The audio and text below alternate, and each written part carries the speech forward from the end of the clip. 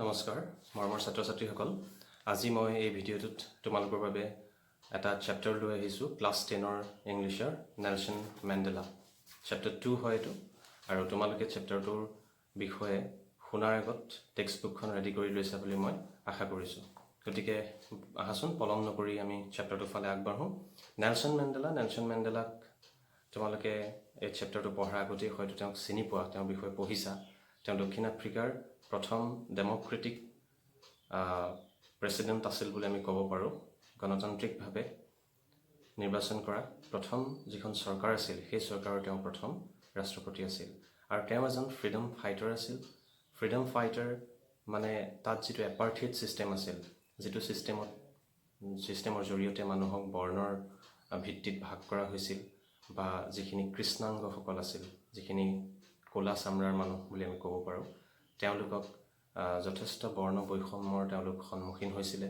তেওঁলোকক শোষণ কৰিছিলে শ্বেতাংগসকলে বগা মানুহবোৰে আৰু তাৰ বিৰুদ্ধে নেলছন মেণ্ডেলাহঁতে এটা সংগ্ৰাম আৰম্ভ কৰিছিলে আৰু এই সংগ্ৰামৰ শেষ অৱস্থাত তেওঁলোকে এখন গণতান্ত্ৰিক চৰকাৰ নিৰ্বাচন কৰি দক্ষিণ আফ্ৰিকাক দিবৰ বাবে সক্ষম হৈছিলে গতিকে সেয়া হৈছে নেলছন মেণ্ডেলা তেওঁ বহু বছৰ ধৰি কাৰাবাসতো আছিলে তেওঁৰ কাহিনী তোমালোকে তেওঁৰ যিখন অট'বায়োগ্ৰাফি য'ৰ পৰা এই চেপ্টাৰটো লোৱা হৈছে লং ৱাক টু ফ্ৰীডম তাত তোমালোকে পঢ়িব পাৰিবা আৰু এখন ধুনীয়া কিতাপ মই ভাবোঁ তোমালোকে পঢ়িব লাগে যদিও কিতাপখনৰ ভলিউমটো অলপ ডাঙৰ হয় কিন্তু তোমালোকে পঢ়িব পাৰিলে ভাল অ'কে চ' আমি চেপ্টাৰৰ ফাললৈ আগবাঢ়োঁ 10th May dawned bright and clear. For the past few days I had been pleasantly besieged by dignitaries and world leaders who were coming to pay their respects before the inauguration. The inauguration would be the largest gathering ever of international leaders on South African soil. প্ৰথম পেৰাগ্ৰাফটোত আমাক কৈছে যে সেই তাৰিখটো আছিল 10 মে' সেইদিনাখন বৰ বতৰ ফৰকাল আছিল খুব এটা ধুনীয়া ব্ৰাইট এণ্ড ক্লিয়াৰ ৱেডাৰ আছিল For the past few days I had been pleasantly besieged by dignitaries. যোৱা কিছুদিন ধৰি দেশ বিদেশৰ পৰা অহা বহুতো অতিথি বহুতো ডেলিগেটছে মোক লগ কৰিছেহি আৰু তেওঁলোকৰ ৰেছপেক্ট প্ৰদৰ্শন কৰিছে মোৰ বাবে The inauguration would be the largest gathering ever of international leaders on South African soil. এই যিটো প্ৰগ্ৰেমৰ কাৰণে তেওঁলোক আহিছে বিভিন্ন দেশৰ পৰা ৰাষ্ট্ৰপ্ৰধানসকল আহিছে বা তেওঁলোকৰ প্ৰতিনিধিসকল আহিছে সেই মানুহবিলাক আহিছে কাৰণ আজি 10 মে' তাৰিখে তাত ইনগুৰেশ্যন চেৰিমনি হ'ব ইনগুৰেশ্যন মানে যেতিয়া এখন চৰকাৰ নতুনকৈ নিৰ্বাচন হয় তেওঁলোকে শপত গ্ৰহণ কৰে গতিকে এইটোক ইনগুৰেশ্যন বুলি কয় ৰজা মহাৰাজাৰ সময়ত ৰাজ অভিষেক বুলি কোৱা হয় যিটোক ইংৰাজীত কৰনেশ্যন চেৰিমনি বুলি কয় গতিকে মেণ্ডেলাহঁতৰ যিখন ডেম'ক্ৰেটিক গভৰ্ণমেণ্ট আজি চাউথ আফ্ৰিকাই পাব সেই গভৰ্ণমেণ্টখনৰ ইনগুৰেশ্যনত এই মানুহসকল আহিছে আৰু মেণ্ডেলাক প্ৰগ্ৰেমটো আৰম্ভ হোৱাৰ আগত তেওঁলোকে আজি কিছুদিন ধৰি তেওঁলোকে লগ কৰিছে তেওঁক বা অভিনন্দন জ্ঞাপন কৰিছে আৰু তেওঁ এই কথাটো ইয়াত কৈছে যে দক্ষিণ আফ্ৰিকাৰ মাটিত সেই গেডাৰিংটো হ'ব আটাইতকৈ ডাঙৰ গেডাৰিং আটাইতকৈ ডাঙৰ এখন সন্মিলন হ'ব সেই যি 10 মে' তাৰিখে যিটো ইভেণ্ট হ'ব inauguration ceremony okay The ceremonies took place in the lovely sandstone amphitheater formed by the Union buildings in Pretoria. For decades, this had been the seat of white supremacy, and now it was the site of a rainbow gathering of different colors and nations for the installation of South Africa's first democratic non-racial government. আৰু সেই যে চেৰিমনিটো হ'ব union building প্ৰেটৰিয়া চহৰৰ union বিল্ডিঙত হ'ব union বিল্ডিংটো হৈছে এটা amphitheatre ধৰি লোৱা তোমালোকে এটা অপেন ষ্টেজ বুলি ক'ব পাৰা আমাৰ যেনেকৈ ৰেড ফৰ্ট লালকিল্লা সেইধৰণে চেণ্ডষ্টোনেৰে বনোৱা হৈছে ফৰ ডিকেডছ আজি কেইবা দশক ধৰি সেই ইউনিয়ন বিল্ডিঙত হোৱাইটসকলে শ্বেতাংগসকলে তাত কি কৰিছিল প্ৰভুত্ব তেওঁলোকে তাত প্ৰদৰ্শন কৰিছিল তেওঁলোকৰ বিভিন্ন অনুষ্ঠানবিলাক তাত পাতিছিল আৰু যিসকল কৃষ্ণাংগ মানুহ আছিল তেওঁলোকক তালৈ সোমাবলৈ অনুমতি দিয়া নাছিল কিন্তু আজি সময় সলনি হৈছে আৰু আজি এই পৰিৱৰ্তনৰ কথা সেয়েহে আমাক নেলছন মেণ্ডেলাই উনুকিয়াই দিব খুজিছে আজি ইনষ্টলেশ্যন হ'ব দক্ষিণ আফ্ৰিকাৰ প্ৰথম গণতান্ত্ৰিক চৰকাৰখন প্ৰথম গণতান্ত্ৰিক যিখন চৰকাৰ গণতান্ত্ৰিকভাৱে নিৰ্বাচিত যিখন চৰকাৰ বৰ্ণ বৈষম্যৰ ওপৰত যিখন চৰকাৰ সেই চৰকাৰখনে আজি শপত গ্ৰহণ কৰিব আৰু সেয়েহে পৃথিৱীৰ বিভিন্ন চুকৰ কোণৰ পৰা মানুহ আহিছে আৰু তেওঁলোকক অভিনন্দন জ্ঞাপন কৰিছে On that lovely autumn day, I was accompanied by my daughter Zanani. On the podium, Mr. D. Clark was first sworn in as second deputy president. সেইদিনাখন মোৰ লগত কৈছিল মোৰ ছোৱালী জেনানী, নেলছন মেণ্ডেলাৰ জীয়েকৰ নাম জেনানী। অন দ্য পডিয়াম, পডিয়াম তোমালোকে জানা য'ৰ পৰা মানুহে ভাষণ ৰাখে, সেই পডিয়ামত মিষ্টাৰ ডি ক্লাৰ্ক আছিল তেওঁলোকৰ ছেকেণ্ড ডেপুটি প্ৰেচিডেণ্ট। আমাৰ ইয়াতে ডেপুটি প্ৰেচিডেণ্ট নাথাকে, আমাৰ প্ৰেচিডেণ্ট থাকে আৰু ভাইচ প্ৰেচিডেণ্ট থাকে। তেওঁলোকৰ তাত এজন প্ৰেচিডেণ্ট থাকে আৰু দুজন ডেপুটি প্ৰেচিডেণ্ট থাকে। তাৰ এজন হৈছে ছেকেণ্ড ডেপুটি প্ৰেচিডেণ্ট আৰু এজন হৈছে ফাৰ্ষ্ট ডেপুটি প্ৰেচিডেণ্ট আৰু সকলোতকৈ ওপৰত থাকে প্ৰেচিডেণ্ট। গতিকে প্ৰথমতে second deputy president mister de ক্লাৰ্কে শপত গ্ৰহণ কৰিলে। তাৰপাছত Thabo Mbeki was sworn in as first deputy president. Thabo Beki আছিল first deputy president. When it was my turn, I pledged to obey and uphold the constitution and to devote myself to the well-being of the republic and its people. আৰু যেতিয়া মোৰ পাল পৰিল, যেতিয়া মোৰ মানে Nelson মেণ্ডেলাই নিজৰ কথা কৈছে, তেওঁ যেতিয়া শপত গ্ৰহণ কৰিবলৈ গ'ল, তেওঁ প্ৰথমতেই তেওঁলোকৰ দক্ষিণ আফ্ৰিকা মানুহৰ ৰাইজৰ আগত তেওঁ প্ৰতিজ্ঞাবদ্ধ হ'ল যে তেওঁ সদায় কনষ্টিটিউশ্যনখনক, সংবিধানখনৰ মতে চলিব আৰু সংবিধানখনত যি নীতি আদৰ্শ সন্নিৱিষ্ট কৰা হৈছে সেইবিলাক সদায় তেওঁ মানি চলিব। যিকোনো সিদ্ধান্ত বা যিকোনো কাম যেতিয়া দেশৰ হকে তেওঁ কৰিব।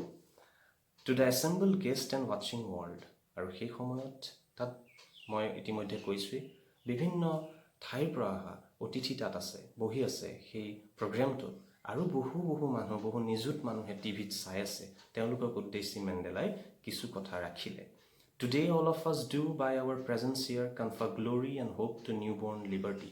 আজি আমি সকলো ইয়াত একত্ৰিত হৈ আমি নিউবৰ্ণ লিবাৰ্টি, নতুনকৈ জন্ম হোৱা এই স্বাধীনতা বা নতুনকৈ আমি পোৱা এই স্বাধীনতাৰ আমি কি কৰিছোঁ, কনফাৰিং আৱাৰ গ্লৰি, আমি সন্মান জনাইছোঁ।